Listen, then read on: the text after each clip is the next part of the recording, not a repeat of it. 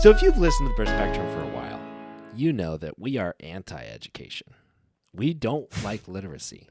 We want We people... don't need no education. Exactly. We don't. We want an electorate that is uninformed.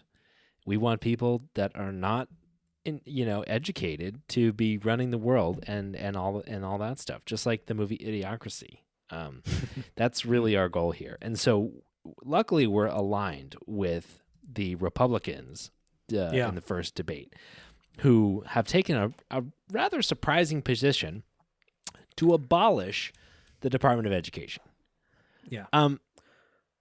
Which, or seemingly surprising. Yes, seemingly surprising. Yeah, being anti-education seems like it would be a losing issue. Education's good. We like education. Makes people smarter, more informed. It is a little bit strange that Republicans have been trying to abolish the Department of Education since it was established in the 80s. Yeah. Which is another fucking example of the Reagan rule. Yeah. Yep. All right. We can trace back the attempts at trying to abolish the Department of Education to fucking Reagan. Mm-hmm. Let me tell you, betting on the Reagan rule will never make you go broke. Mm-hmm. It's true. It's true. And so, yeah, we got Vivek Ramaswamy, Mike Pence, other people on the debate stage, even Betsy DeVos, Trump's Secretary of Education, and Trump himself, if you can actually get him to talk about policy, are all trying to abolish the Department of Education. Yeah. And so we wanted to, ask this question. I don't really know that much about the Department of Education. If we try to take these motherfuckers seriously, are they right? Yeah. So let's look at kind of on a practical level what that might mean if you were to abolish the Department of Education. Mm-hmm. Because if it were to actually happen, because here let's steelman the argument for a second. Yeah, absolutely. The argument is basically that the Department of Education adds a lot of bureaucracy and red tape towards already burdened local school districts, burdened state departments of education. And a lot of the things that the Department of Education does that would actually be helpful, that actually makes sense, could potentially be done by other organizations. So, for example, the administration of student loans, why not have that be done by the Treasury? Mm-hmm. Or the administration of anti-discrimination, trying to pass anti-discrimination throughout the education system. Why not have that done by the Justice Department? Mm-hmm. If you're trying to prevent discrimination acts in education around the country, why not have that be done by the Justice Department? One of the arguments that they'll often make is that if you cut down this red tape, so that way, one of the things that Ramaswamy said mm-hmm. is, if you cut down this red tape, you will allow for a lot of the money that is currently being spent on the Department of Education to basically go directly into the hands of the people that need it the most around the country. So that means, the schools, potentially somewhat the parents, if we're talking about vouchers. Mm-hmm. And it's just a bunch of unnecessary administration. And also, and I'll even staleman this further from a potential left-wing point of view. As it stands, the Department of Education is kind of inadequate. It is seriously lacking in a lot of the things that it promises to do. Yeah. For example, one of the things that I definitely care about, that I think is extremely important, is of course special education. Mm-hmm. As a special education student and as somebody who actually sits on a board of advisors for the Virginia Department of Education, I can tell you that the federal government does not do its part in order to make sure that special education is carried out in a way that is fair and equitable. Mm-hmm. So the IDEA Act, which was one of the first civil rights laws ever passed for people with disabilities, it was passed in 1975. It stands for the Individuals with Disabilities Education Act, guaranteed accommodations and anti-discrimination protections for people with disabilities. And under that act, they promised that they would pay. They committed to paying 40% of the expenditure pure student for special education students. 40%. Yeah. They pay right now less than 13%. All right. However, at the same time, that means that they're also basically putting forth these standards that schools need to follow in order to accommodate people with disabilities, but not providing them with the funding to actually do it. Yeah. So, you know, an argument could very much easily be made from even a leftist standpoint that they're kind of fucking useless to begin with because they're not really doing their job. You know, even going beyond the idea of just special education, you know, looking at how much the Department of Education spends per student on various different impoverished areas is also woefully inadequate. Yeah. So in order to achieve the national average of test scores per student, the United States federal government in the highest poverty areas spends $13,096 per student. But in order to achieve the national test average, the Economic Policy Institute estimates that it would need to spend $18,231 per student. That is a major gap. Yeah. Between what they theoretically should be spending and what they are spending. So as it stands, they are woefully inadequate. Therefore, it makes complete sense to abolish the Department of Education. So here's why that's bullshit. You knew it was coming.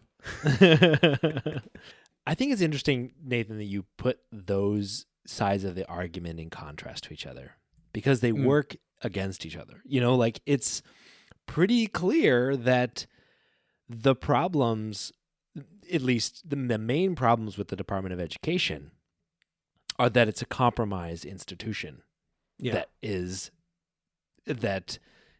given some authority but not a lot. Or some resources but not a lot. Exactly. Like it's actually very strange reading on their website. Like reading the Department of Education's website, they talk about how like 90% of funding for schools is at the state level, and the Department of Education is the smallest cabinet level agency by employee count, even though it has like the third largest budget. And it's like, and I read that and I think, so you're trying to like use very few people to spread a bunch of really important money? Yeah. How does that seem like the right trade-off? But to your point, like if you're talking about red tape, if you're talking about costs, like it's actually one of our biggest bangs for buck of any of our governmental departments. They only have 4,400 employees. They've got a $68 billion budget, depending on the year. But like we're talking a huge budget, only 4,400 employees. Their main thing is putting money into programs to try to implement these various programs. One challenge though is they've got like 260 programs, and so like in a way that they're like spreading this relatively thinly across relatively few employees. And I think that the more compelling argument is like, we need these people to be better funded, more well-staffed, and to have some teeth to their authority. Yeah. I think one of the things that Michael and I talked about yesterday when we were planning the episode is basically if the best argument that you can make against the Department of Education is that it has no teeth, then the solution is give it fucking teeth. Yeah, exactly. Exactly. Yeah. And like the department has like lofty stated goals, but as Nathan described, it's like it is not able to meet those goals at its current levels. And the thing is, like, again, its overhead is relatively low. One of the solutions from Republicans is, hey, we just want to take Department of Education money and just give it in like block grants to states. But one of the challenges with this is that, like, even though there's already not enough money to fund all these different programs and all these different priorities, So if we just divide it up and give it to states, it's still not going to solve that problem. But the second thing is like having a centralized organization that's able to at least try to put it towards the right things or attempt to put it towards the right things is better than just being at the whim of whatever state government institution is in place. Like that's the whole point and idea of the Department of Education is to improve equity in and outcomes at the state level, to be able to say, yeah, states control their education, they control their education budgets, but we are going to put our thumb on the scale, trying to push towards like better outcomes or outcomes that serve a bunch of different needs. Things like fucking programs to make sure that post-secondary education is able to meet the needs of veteran students, for example. That's one of their programs in under the Office of Post-Secondary Education. Like this is providing academic, financial, physical, and social support for veteran students going to college. Things like providing funding and incentives to make sure that both technology and media services at various schools are accessible by people with disabilities. Like, and to Nathan's point, like, I think the problem is often that these things are only able to be half done, not that these things aren't worth doing. Yeah. And let's talk about equity for a little bit. Yeah. Because the biggest reason why education in the United States is so fucking broken is actually because of how decentralized it is. Yeah. So let me explain. According to the Peter G. Peterson Foundation, the state governments, on average, when it comes to the funding of K through 12 education, and this is as of fiscal year 2021, state governments pay for about 45% of the education budget. All right. Local governments spend 44%, and the federal government spends 11%. So here's the problem with that. Let's look at that local number. That's close to half. Like 44% is close to half. All right. The taxes that are paid that are used to pay for schools is property taxes.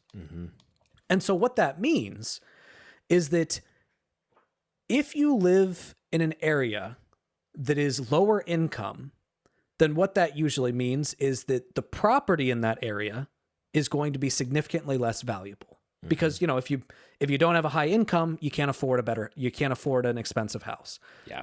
And if you don't have properties that have a significantly higher value within the area, then the amount of funding that you're going to be getting from that property tax is going to be significantly lower, which means that the funding for that school is going to be significantly lower, which goes back to kind of the example that I talked about earlier, the Economic Policy Institute laying out basically what is actually spent by the federal government on the highest poverty areas and what they would they should spend in order to achieve national average test scores.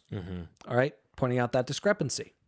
The thing is, this creates this cycle of poverty. Yes. Where if you grow up, like one of the biggest drivers of social mobility in the United States is education. And if you grow up in a low income area, you're going to go to a school that is woefully underfunded. And if it's woefully underfunded, then you won't get the resources you need in order to get an adequate education. And if you don't get those resources, you're more likely to end up in a low income job. And it just perpetuates this cycle of poverty that just continues going. And it's that decentralization, the fact that these localities that are lower income are left to fend for themselves, that is why that I would argue is probably the biggest flaw in our education system in the United States. In theory, we have universal education.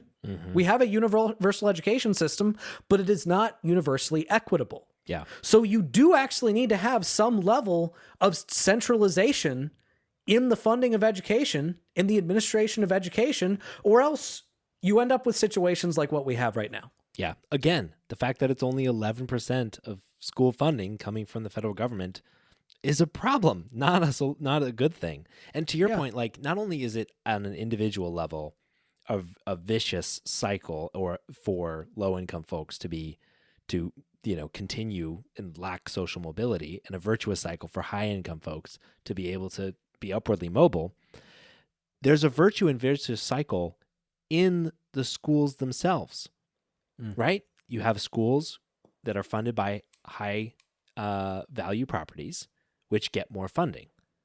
Well, when someone decides where to move, if you got kids, one of the main things you're considering is not just your house and not just your neighbors, but your kid's school district, the quality of the school that you're putting your kids into, which increases demand for those houses. Increasing demand for those houses increases their prices, which increases the funding for that school.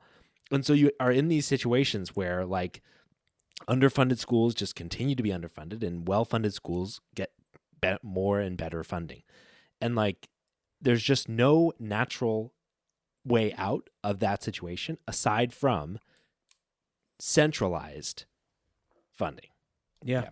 Another Republican argument against the Department of Education is less about, like, the fiscal side of things, because ultimately, like, almost no Republicans, like, some people claim that, we'll save some money by doing away with the Department of Education, but mainly it's not a fiscal argument that they're making, because they still want to spend that money on education, which hopefully doesn't become a fringe position in the years to come, but we'll see. But another argument that they make is that they want to get the federal government out of education. So, like, Donald Trump, in one of his re-election campaign videos, said that he would close the Department of Education and, quote, end education coming out of Washington, D.C. And Representative Thomas Massie, who's a Republican from Kentucky, proposed a bill in 2021 to close down the Department of Education. And his reasoning was that, quote, unelected bureaucrats in Washington, D.C. should not be in charge of our children's intellectual and moral development. States and local communities are best positioned to shape curricula that meet the needs of their students. Schools should be accountable. Parents have the right to choose the most appropriate educational opportunities for their children, including homeschooling, public school, and private school. So, we've talked previously about charter schools and, or I actually don't know if we talked about charter schools. We definitely talked about homeschooling on this show, and some of the pitfalls there. But ultimately, the thing that they're getting at is we don't want centralized federal control of our schools.